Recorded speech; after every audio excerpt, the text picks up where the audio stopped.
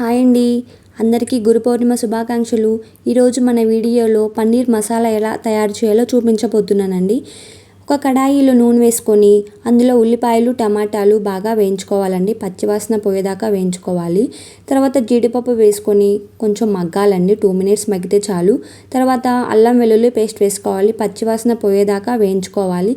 ఈ వేయించుకున్న మిశ్రమాన్ని ఒక మిక్సీ జార్లో ఆ మిశ్రమం మొత్తం అందులో వేసి ఒక పేస్ట్ లాగా చేయాలండి. స్మూత్గా చేసుకోవాలి.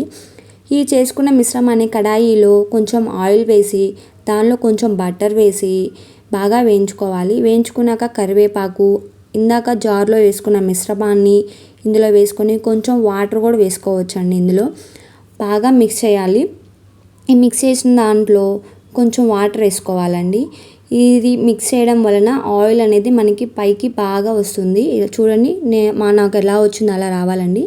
పచ్చిమిర్చి, ఎండుమిర్చి వేసుకోవాలి. అందులో కారం, ఉప్పు, పసుపు వేసుకొని మళ్ళీ మిక్స్ చేసుకొని ఆయిల్ పైకి వచ్చిందాకా బాగా మగ్గాలండి. మగ్గాక కొంచెం గరం మసాలా వేసుకొని బాగా ఇట్లా బాయిల్ అవ్వాలండి. చూడండి పన్నీర్ మసాలా ఎలా బాయిల్ అవుతుందో.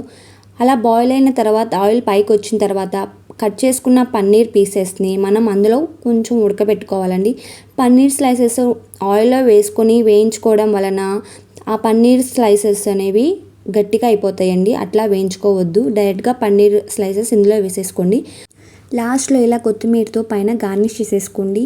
ఈ పన్నీర్ మసాలాని రోటీస్లో కానీ, చపాతీలో కానీ, బగారా రైస్లో కానీ తింటే సూపర్ ఉంటుందండి.